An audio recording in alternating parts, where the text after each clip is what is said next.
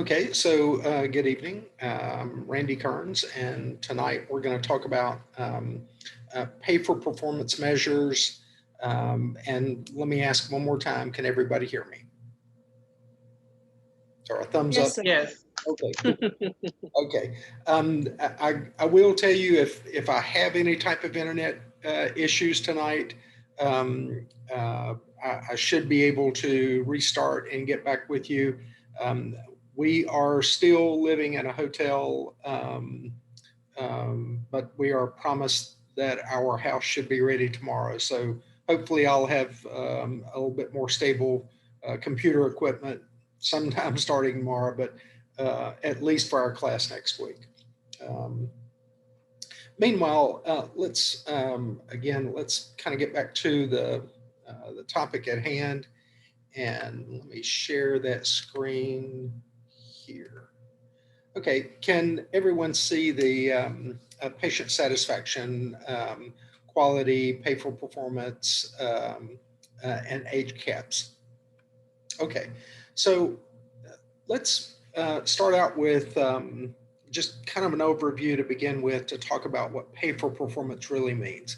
So, first of all, pay for performance was set up about 8 years ago with the intent of improving quality and doing that through a financial incentive process.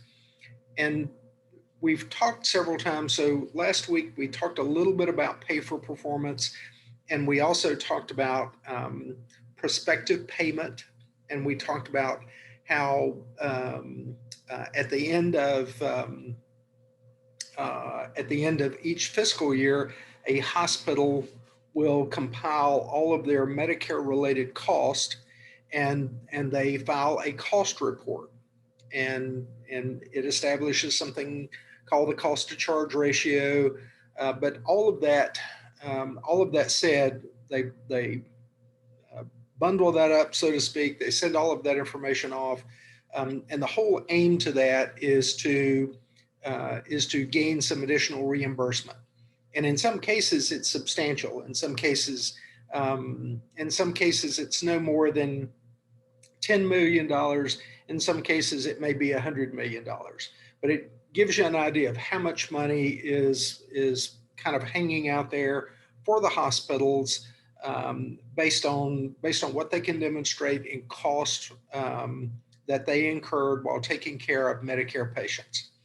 And so what CMS, what the Centers for Medicare and Medicaid Services decided to do was to look at a way they could both reward and penalize hospitals that didn't meet certain standards.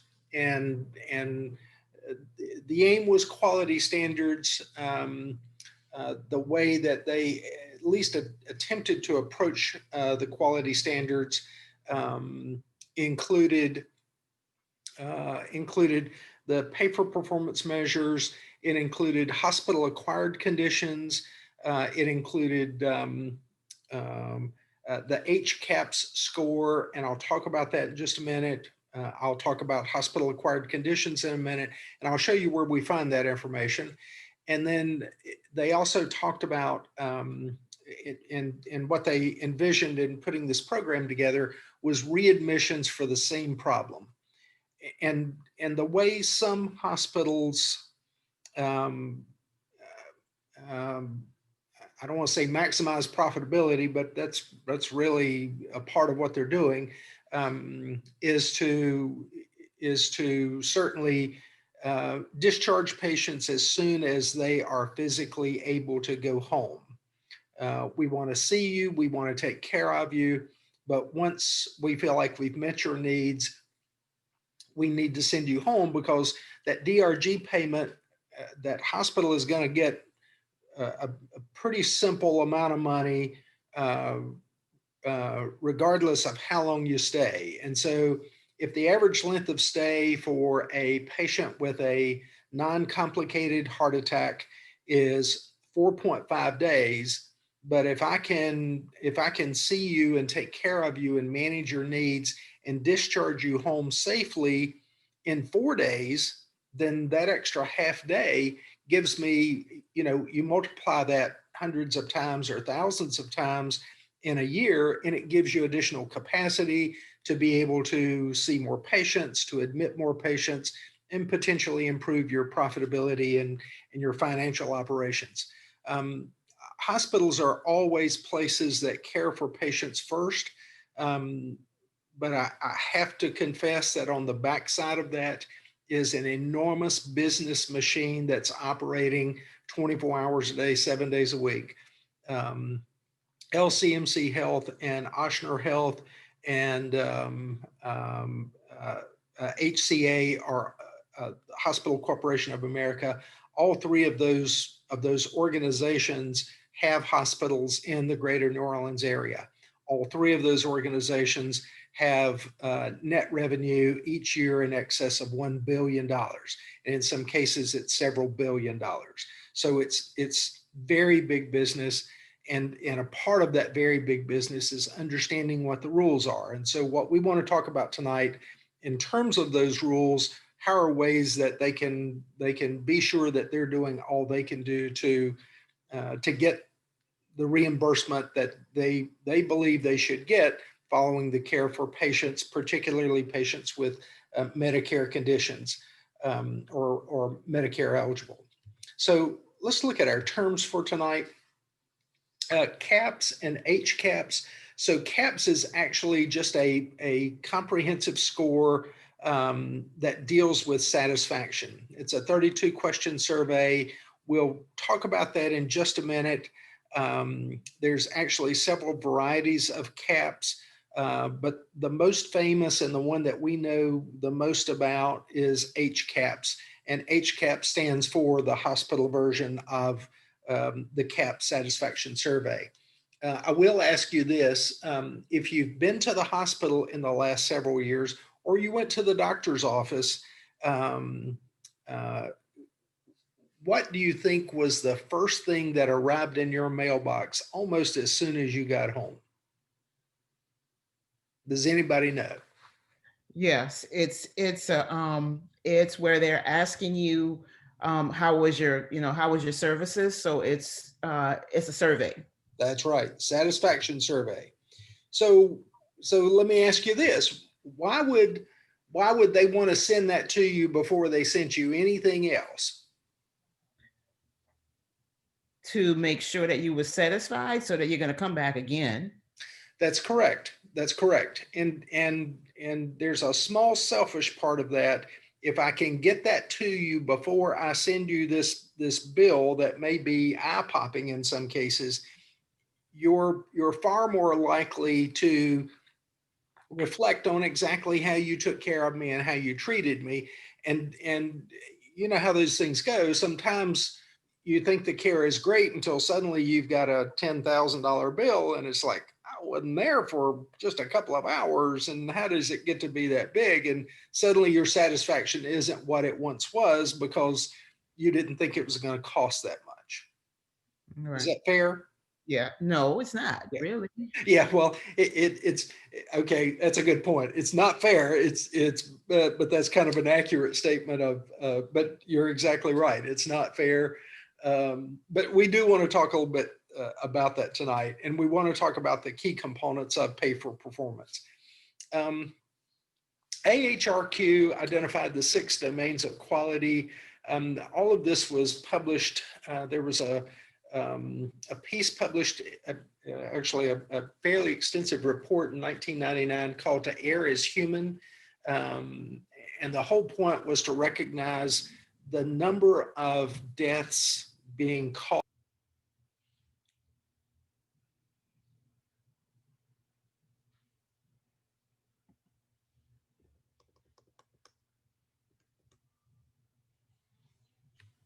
Can you hear me now? Yes. Okay. I'm not sure what happened to my connection for a moment, but I guess I'm back. Let me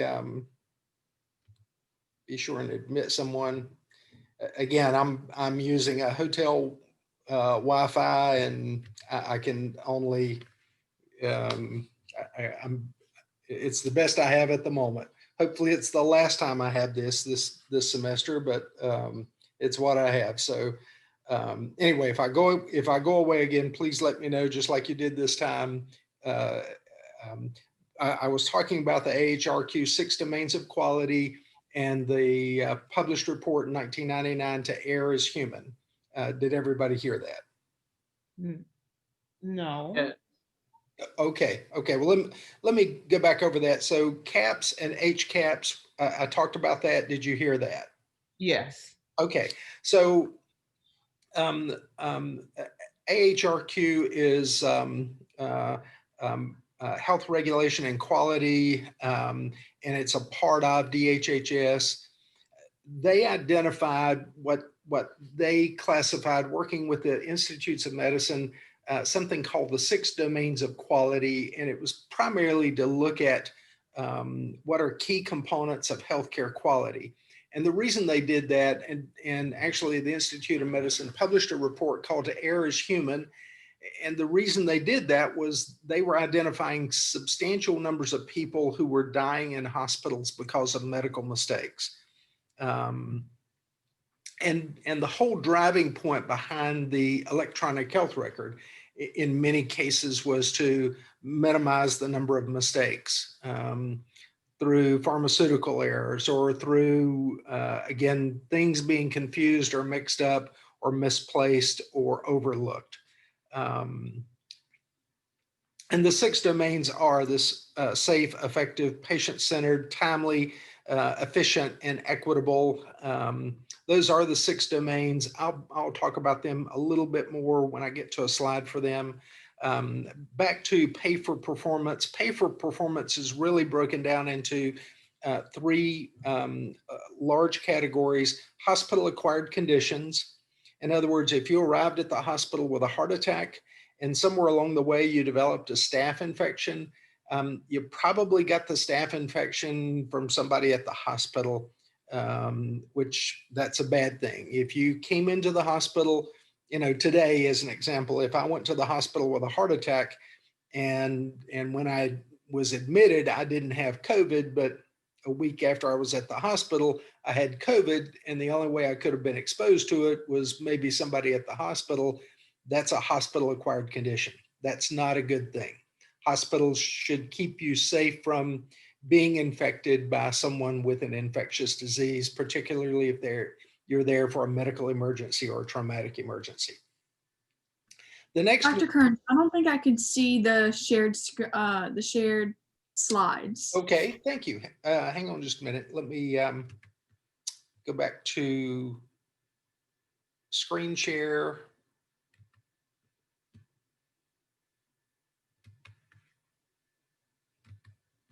How about it now? Can you see it now? Yes, I can. Okay, thank you. And again, I'll tell all of you, just be sure and let me know if you can't see something or you miss something, or put it in the chat, and I'll go back and pick it up. Again, just because I can see it doesn't mean you can. I set it up that way so you could see it, but with the interruption in service, I didn't go back through and recheck to be sure that you could see it. So thanks for letting me know. So again, if we're looking at these pieces over here, we're primarily talking about the pay for performance component, but pay for performance we break apart into hospital acquired conditions, value-based purchasing, and value-based purchasing is actually tied specifically to the HCAPS score. So we'll talk about that more in a minute. And then the third one is the hospital readmission reduction program. And what the hospital readmission reduction program is intended to do is, so I go back to the point I was making earlier, where if someone is, if the average length of stay for a certain DRG payment is 4.5 days, as a hospital, it's typically a little bit more profitable if I can discharge you at 4 days instead of 4.5 days.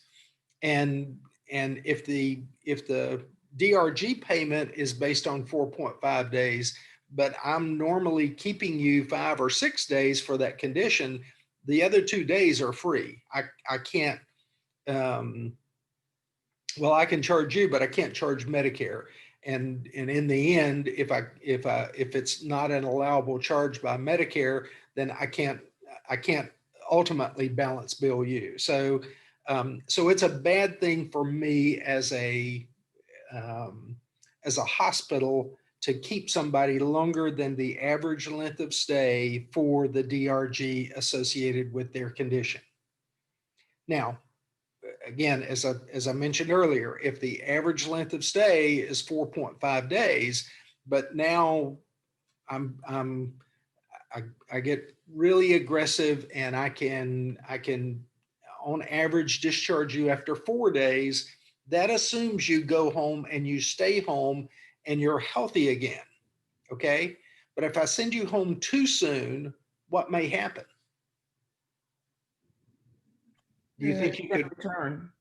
I'm sorry. Eh, I was saying that you're gonna come back sooner because they discharge you too far in advance. That's right. You could come back sooner and you could come back with the same condition. And what Medicare has said is if you're in and there's a targeted number of conditions, they're primarily chronic conditions such as congestive heart failure and type 2 diabetes, as an example. Those are chronic conditions.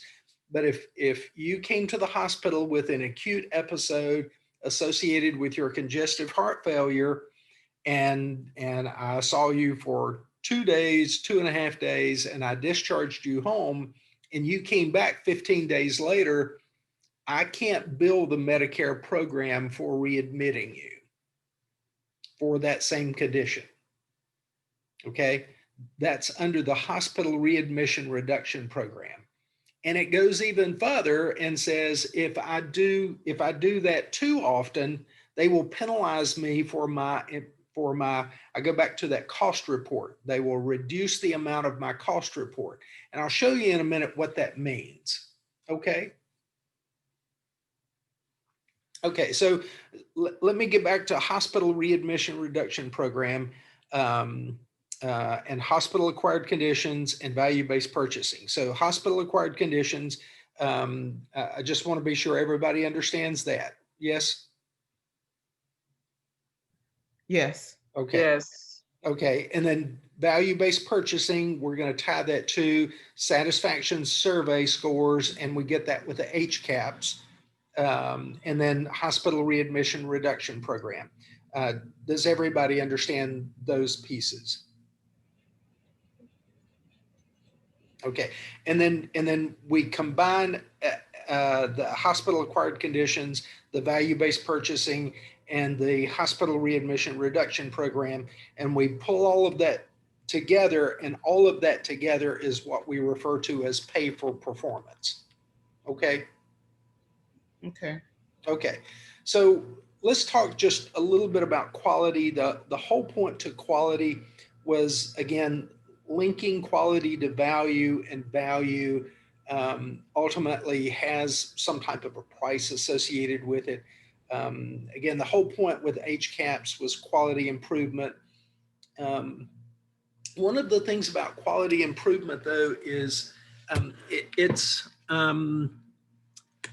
it's more subjective than objective. And when I say that, um, what I mean by that, and just to be sure that you understand the context of how I'm using the word, subjective is your opinion, and objective are things that I can measure. You know, I can measure the number of lights in my room. There are certain things that I can measure, but there are certain things, is the light too bright? Well, for some people it may be, for others it may not. It's more subjective, and quality to some extent is subjective. What one person may believe is quality, another person may not see so much as quality. The important part there is, as a hospital, it's your job to try and meet the needs of all of your patients.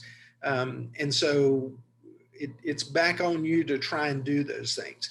And I will tell you, I've heard several hospitals offer good arguments about, lack of transportation resources. And there are a lack of community resources at times that really hurt hospitals. But at some point, Medicare's view on this is, particularly for large hospital systems that serve predominantly rural communities where they're saying, there's a lot of transportation issues. Um, Medicare says, at some point we gave you $100 million last year, so figure it out. Take some of that money and figure it out. And if you can't figure it out, we're going to keep some of it and not give you as much. And so the whole point is to motivate that healthcare system, particularly with financial incentives, to either do better or understand there's ramifications of doing poorly.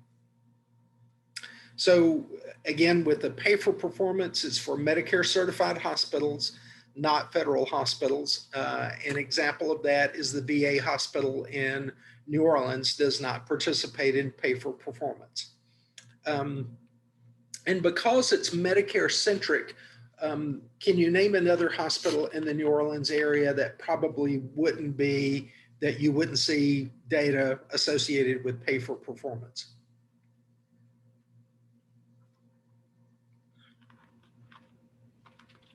What group of patients primarily are served by Medicare? Would it be no? Would it be UMC? Actually, it would be Children's Hospital. Hmm. So why wouldn't Children's Hospital primarily participate in pay for performance? The requirements for Medicare don't typically concern children. Exactly. And so where I'm going with that is later on, we're going to look at some data sites, and you won't see anything for, you won't see any indicators for the VA hospital, and you won't see any indicators for the Children's Hospital. You may not see anything for, you won't see any long-term data for University Medical Center, but that's simply because University Medical Center's only functioned as a hospital for the last, 3.5 years, something like that. Anyway, we'll get to that in just a minute. And so, let's see.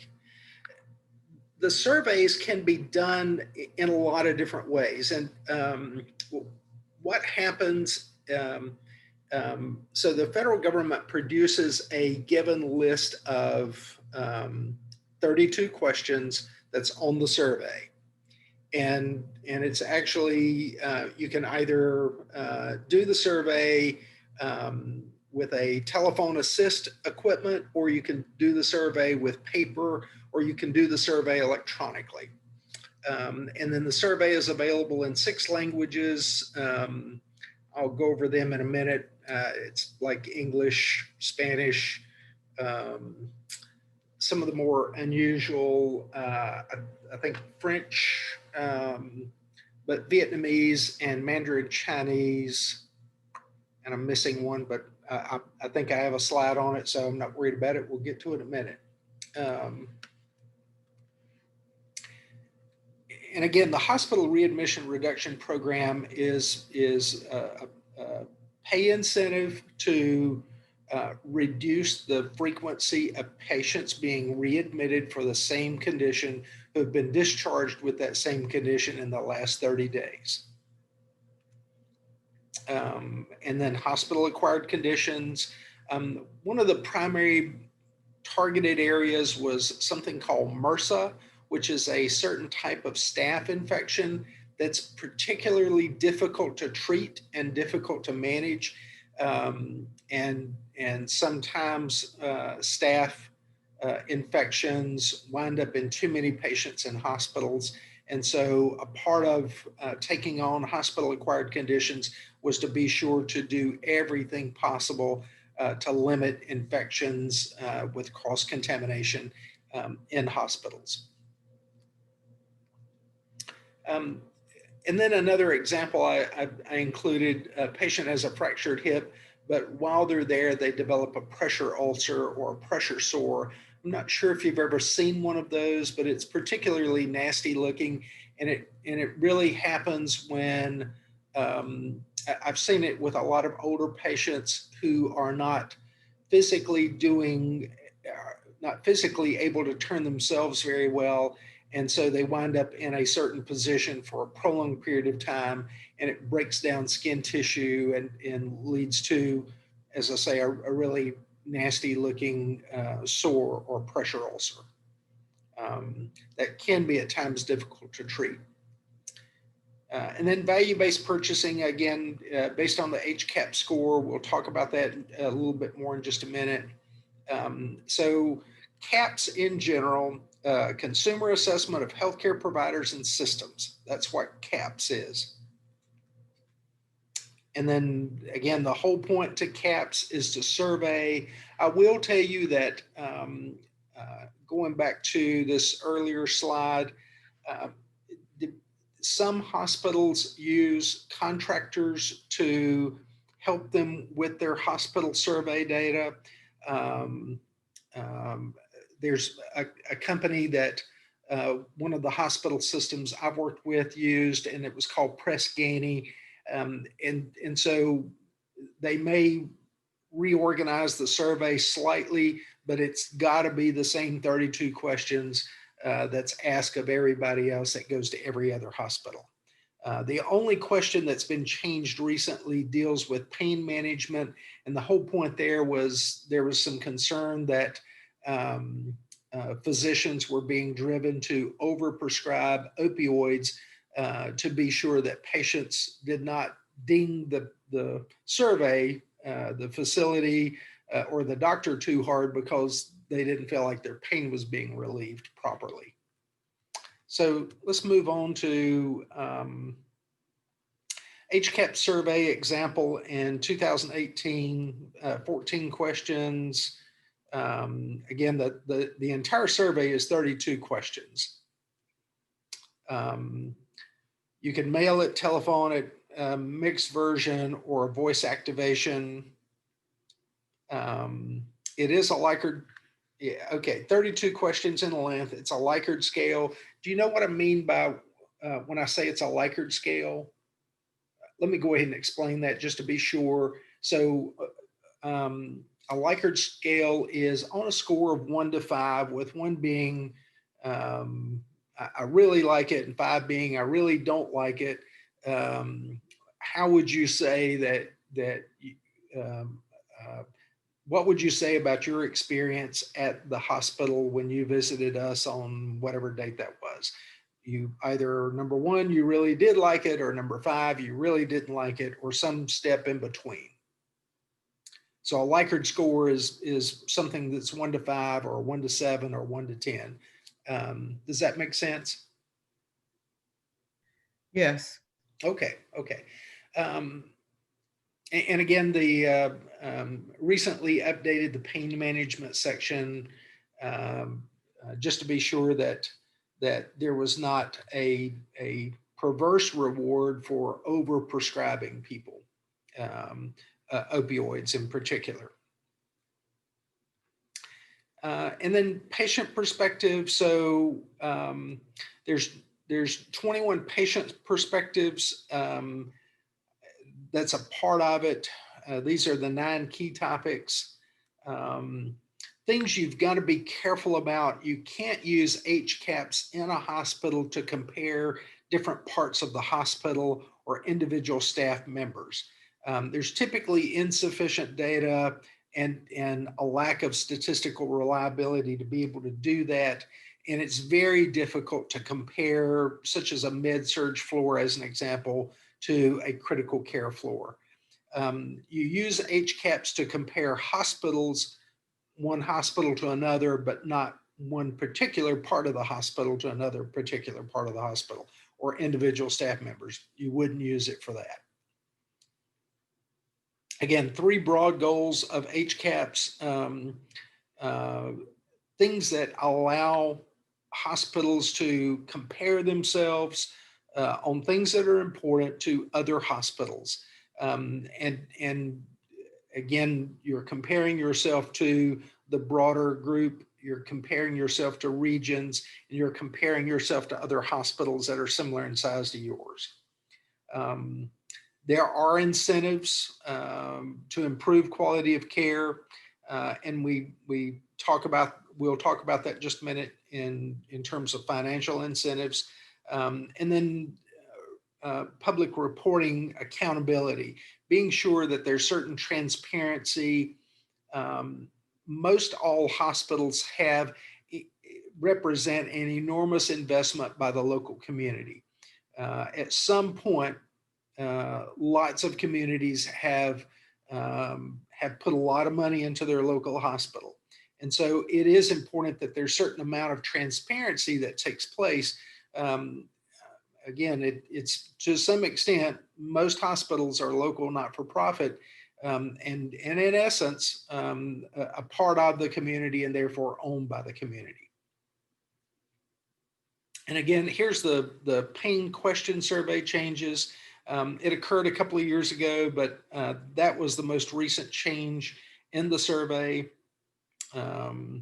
Who's eligible to participate? I would pay attention to several of these slides. A couple of these slides have small pieces of information on them that you'll see again in a quiz a little later on. HCAHPS is available in English, Spanish, Chinese, Russian, and Vietnamese. 1, 2, 3, 4, 5. I thought it was available in 6 languages. Okay, I guess I'm wrong.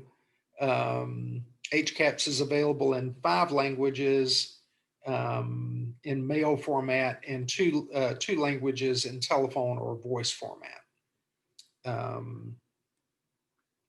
I will tell you this mail only and active interactive voice response. The active interactive voice response, there can be some assistance with that. As an example, I've seen people before help patients complete their surveys, but there has to be a compliance approach in how that's done so that you don't wind up with a patient saying, one thing and someone recording a different score that's inappropriate.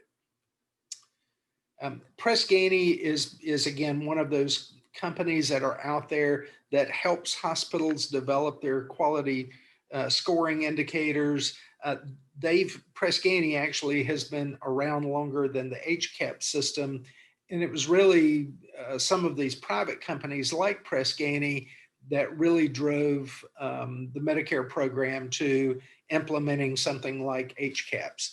And so Press Ganey continues to be in existence, and there are other companies like that. But again, it's to help hospitals look at comparative data and look at ways that they've got performance measures that they can compare to other peer organizations. And then the 6 dimensions of quality.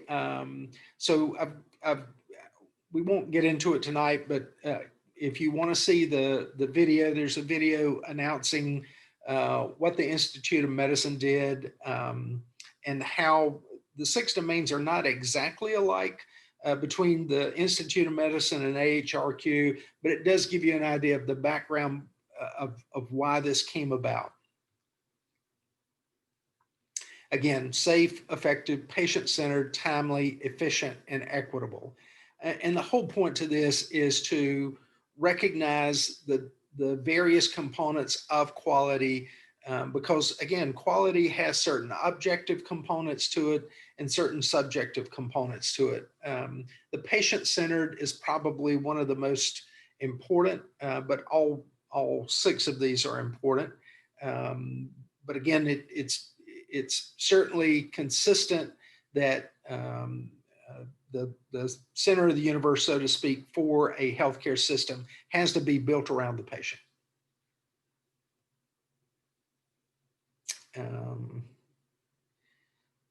So one other thing I do want to add, a piece that's been added, particularly in the primary care arena. So if you have an opportunity to work in a clinic or a doctor's office, there's something called a patient-centered medical home.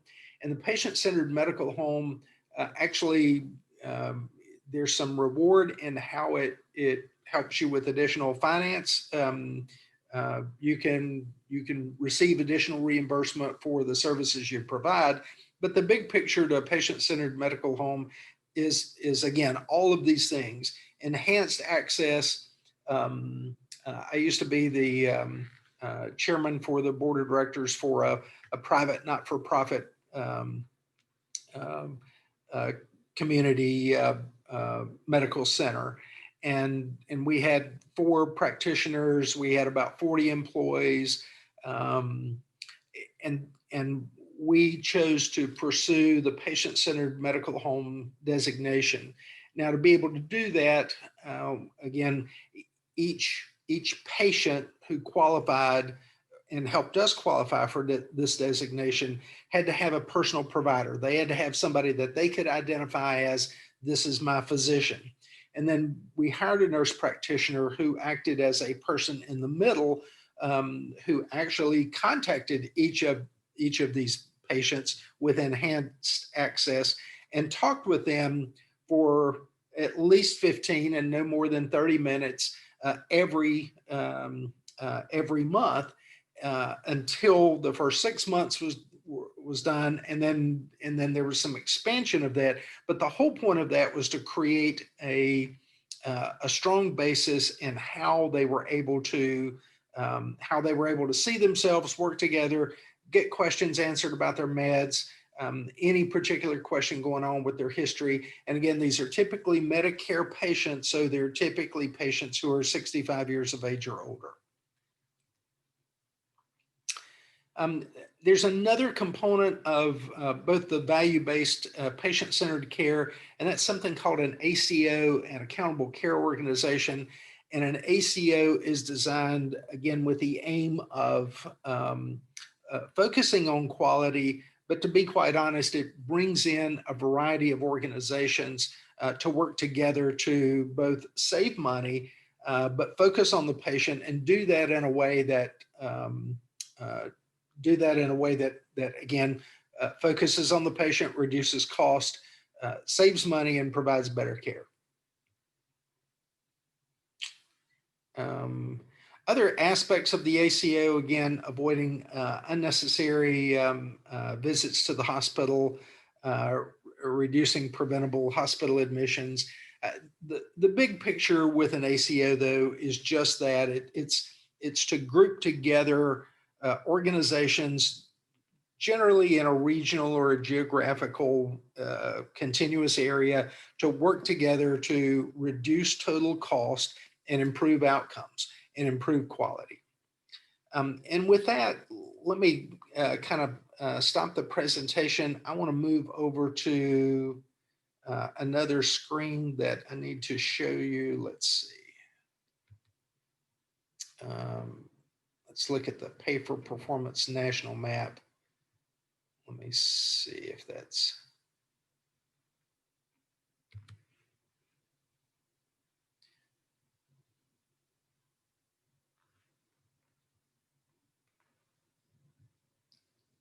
So while it's pulling up the Pay for Performance national map, did you see where I found that in,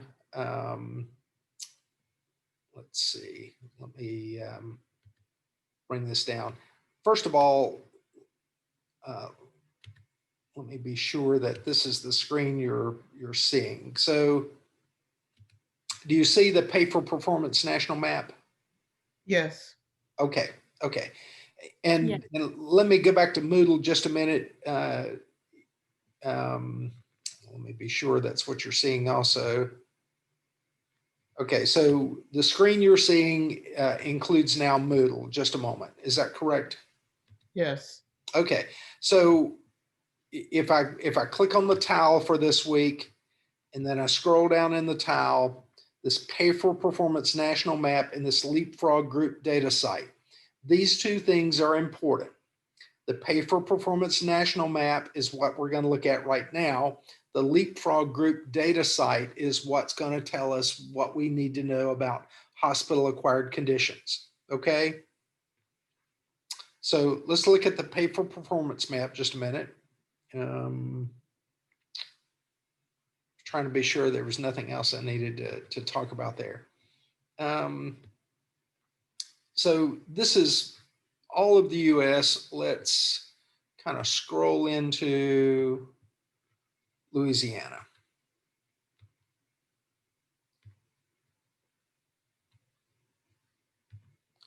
And if I want to scroll into kind of the greater New Orleans area,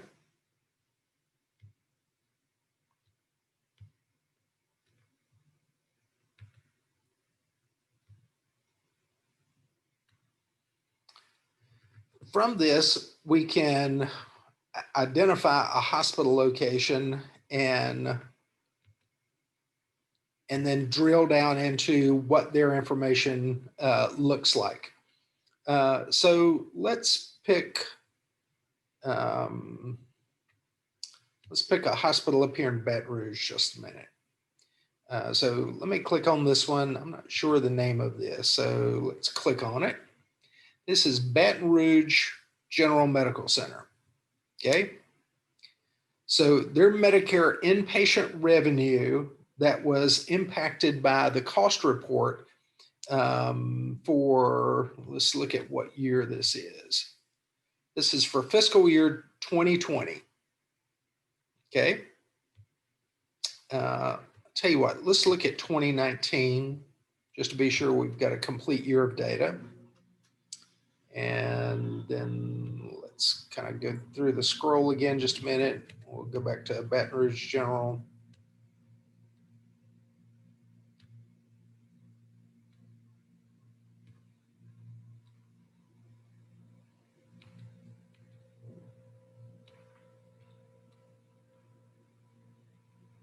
Okay, I think that was Baton Rouge General right here. So let's click on Baton Rouge General again for 2019. Their base operating revenue, 42 million. Their Medicare inpatient revenue, 62 million. So this represents their cost report. Okay. Now, the total impact is minus $365,000. So what do you think that means?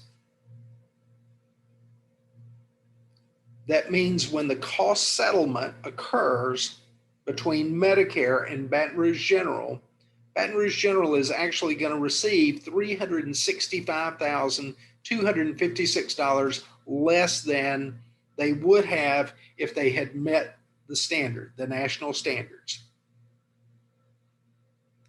And let's look at where their penalties were. So in their readmission reduction program, they had a penalty of $303,000. Well, it looks like that's the significant part of the impact of this. Let's move this up just a little bit. If we look at their HCAP score for value-based purchasing, that impacted $61,000 that they lost. So not only did they not do a great job with hospital readmission reduction, they also weren't in the top half of how people felt about their hospital. And they actually did okay with hospital acquired conditions. So do you see how these numbers impact this number, the total impact? And the total impact is how much money Medicare, the Centers for Medicare and Medicaid Services, can withhold in final payment to Baton Rouge General for 2019. Does that help you understand that? So basically, because of whatever penalties, whatever charges is being affected, they're not going to pay them the $365,000. So do they ever say exactly what caused it? Well, so they know by looking at their HCAP scores. Um, so the biggest part of this is the readmission reduction program. So they know by looking at their own internal data that they wound up with too many patients that they sent home who wound up being readmitted for the same condition within 30 days. They know by looking at their own internal data what they did wrong, and so again, that's where it gets back to what steps are you taking to correct the problem. And in some communities, now Baton Rouge probably isn't one of those communities, but in some communities where it's quite rural and there's not a lot of transportation resources, that is the most common complaint. It's like, people don't have a lot of other options. And so, sometimes they only come back to us because they don't have a lot of other options. And Medicare's point in all of this is we gave you $62 million last year. And if we're going to give you $62 million and you're going to wind up sending people home so frequently that they keep coming back, something is wrong. We don't know your community as well as you do, but something is wrong to the point that you need to figure it out. And if you can't figure it out, we're going to keep some of the $62 million we gave you. And last year they kept $365,000. And if I'm the leader of the hospital at Baton Rouge General, I look at that and I go, for us to be able to capture that additional $365,000, maybe we can spend $100,000 and solve the problem and then keep the other $265,000 as profit. I mean, that's the logical way to think of it. It doesn't always work that way. But does that make sense? Yes. Okay. I have a question about that. Sure. So the bracket time-wise, is it 30 days for that if you have a condition and then you're readmitted within the month? It's within 30 days of discharge. Okay, once you're discharged. And then I think you may have mentioned something about 15 days for the way in which Medicare can't be billed for the same condition. Is that 15 or is that more? So Medicare can't be billed for the same condition twice within 15 days. Okay. Yeah. Thank you. Yeah, and where that stems from is certainly not all conditions fall under the HRRP program, but the whole point is within 15 days, you cannot bill the Medicare program for the same condition. Let's look up here at as you can imagine, a green dot and a red dot. What do you think that means? The hospital in Zachary isn't as good as the ones that are green. So let's look at the hospital at Zachary. So they only had $12 million in inpatient revenue, but they still wound up having to give back $300,000. The total impact was 2.43%. That's a lot of money for a small hospital. 2.43% is also a big impact. Let's go back to Baton Rouge just a minute, just so I can show you the difference. This impact is 0.58%. The impact at Zachary is 2.43%. So almost 5 times more substantial than at Baton Rouge General. And the numbers are about the same because the denominator, the total amount of money that Zachary is getting, or Lane Regional Medical Center is getting, is really a small amount of money, and Medicare is still keeping a significant portion of it, $300,000. And it's because of the readmission reduction program, and it's also because of low HCAP scores. So let's look at this green dot just a minute and see what that tells us. Let me zoom in just a little bit more. So the green dot, that's actually, it has low volume and no data, so there's not a lot of impact. Let me see if I can find another green dot. Up here in Jackson. Yeah, it's no data also. Let's look over here at, what is this hospital? East Jefferson. So those are actually really good numbers compared to some things that I've seen out of East Jefferson in the past. So the East Jefferson numbers, total inpatient revenue of about $50 million. And the green dot indicates they actually received a bonus of $117,000 because they did a really good job with their value-based purchasing, which is their HCAP score. Their HCAP score was very strong. They had a small reduction from hospital readmission reduction program, and they had no penalty for hospital acquired conditions. I will tell you, if you look at some earlier numbers for East Jefferson, some of those numbers aren't quite as promising. So again, if we look up here at 2019, if you go through earlier years, you'll get a better feel for how East Jefferson has really cleaned up their act and really done a good job in terms of turning things around. If we want to look at some of the other hospitals in town, so this is Oshner, Maine. Let's look at Oshner, Maine just a minute. So their cost report, their cost settlement is $170 million. Okay, that's their big check they get at the end of the year. Now, their total impact is a minus 1.35%. That means the federal government kept $2.297 million because their hospital readmission reduction program was high, $600,000. Value-based purchasing was actually very good. In fact, value-based purchasing, the HCAP score was better than most hospitals in Louisiana, and therefore they got a small bonus, $7,000. But the hospital acquired conditions was terrible, $1.7 million. And that's where the leapfrog group data comes in. Let me go ahead and show you that quickly, and then we'll wrap it up for the night. So if I go over here to,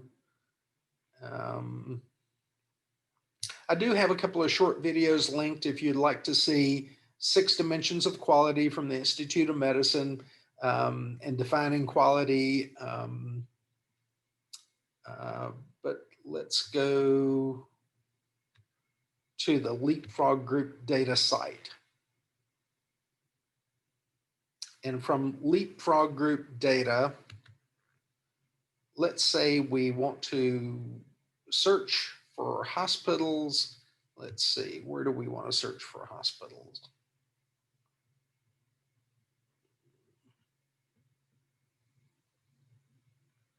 Let's just start here at the top. This is the top of the page. At the top of the page where it says search hospitals. So let's say we want to look at East Jefferson. East Jefferson General Hospital.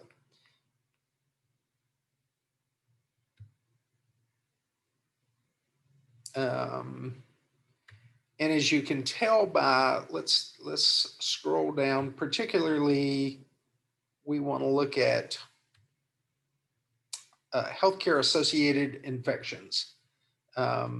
This is similar to hospital acquired conditions. This gives you an idea of how their score lines up with other hospitals providing similar services. And so if I wanted to know more about hospital acquired conditions, particularly hospital acquired conditions, I would suggest you look at the leapfrog group data. Any hospital that you want to look at is generally in here, particularly larger hospitals anyway. let's say University Medical, or let's look at Ochsner, Maine. Let's see.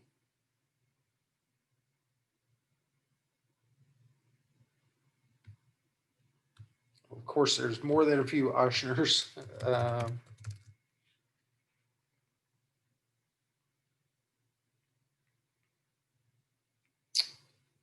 Now, here we go.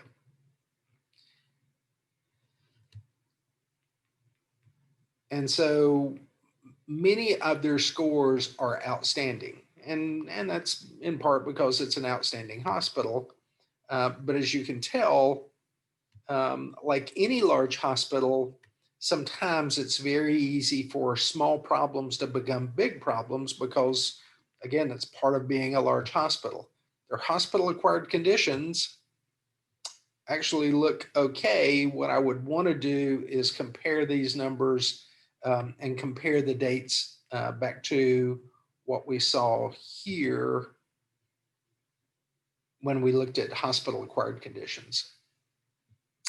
And then last but not least, let's look over here at University Medical Center just a minute. And University Medical Center, total Medicare inpatient revenue of $40 million. They had an impact of minus $500,000 that they also had to give back. Small amount of money on hospital readmission reduction program. Small amount of money on value-based purchasing. So their HCAP scores weren't great, weren't terrific. And hospital acquired conditions also about $500,000. So again, what this tells you, and let me look just a minute at the assignments for this week. You do not have a paper to write. If you see that, that's hidden from you. That's only showing up because you're seeing it on my screen. Since you did a paper last week, I'm not going to make you do a paper two weeks in a row. But if you would, again, think through how this applies and be sure to pay close attention to some of the slides when you go back through the quiz. Because again, from a pay for performance standard and hospital acquired conditions, hospital readmission reduction program, and HCAPS, those things you will see again, both in the quiz this week, and you will see that again in coming quizzes. HCAPS is a big deal in the hospital world. It is important for you to have an idea of what that means. It's also important for you to understand how these pieces fit together to impact revenue for your hospital. And why is that important? Well, hospitals that are doing well financially are far more likely to hire more employees, promote more employees, and reward the employees they have. Those that aren't doing so well are more likely to obviously look for ways to be cost conscious, employee reduction. So you always want to work for a system that is being successful, and you want to do your part to be sure the system is successful. And with that, I've reached 7 o'clock and I really need to stop at that point. Are there questions? Not for me. Okay. No, not for me either. Okay. And I know several people had, there were some problems with reported with Moodle over the weekend. So I did wind up extending due dates for the quiz and for the paper. Some of you had already turned your paper in. If you do want to, I haven't graded it yet. So if you do want to take it back and tweak it just a little bit, I think it's due, the paper is due tomorrow night and the quiz is due tonight. But anyway, the only caution I would offer you is I didn't change future due dates. So you'll still have things coming up that's due Friday night and Sunday night. So I wouldn't put things off if you don't have to, or if you weren't inconvenienced because of something else going on. Now, you know, if we wind up with Hurricane Delta coming through our area, obviously all of this will change. but right now it's forecasted to stay to our west. But I will add this: if you're impacted by a storm, if you're impacted by something else going on in your life, please let me know, and I'll work with you to be sure that we've got deadlines that you can meet and are reasonable, and still keep all of us together with what we should be doing as a class together as we move through this. The pandemic has not been fun for anybody. Sooner rather than later, I hope we're all back in class enjoying the university life the way it should be. Right now, we're doing our best to get by, and I know you are. But I'll always remind you, if there's anything you need, please let me know. If I miss the message, don't be afraid to send me a second message. Sometimes I get a lot of messages, and with everything that's been going on in the last couple of weeks, I have overlooked a couple of things. So it's always my intent to help you. And so again, just let me know if I can. Okay. Okay. Okay. Thank you. You're welcome. Okay. Well, yes, I'm sorry. Any other questions?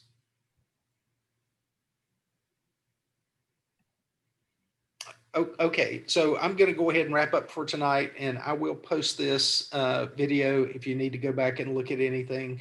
And otherwise, I will see you next Tuesday night on Zoom. And I hope you all have a good week. Thank you, and you too. You too. Thanks. Thank you.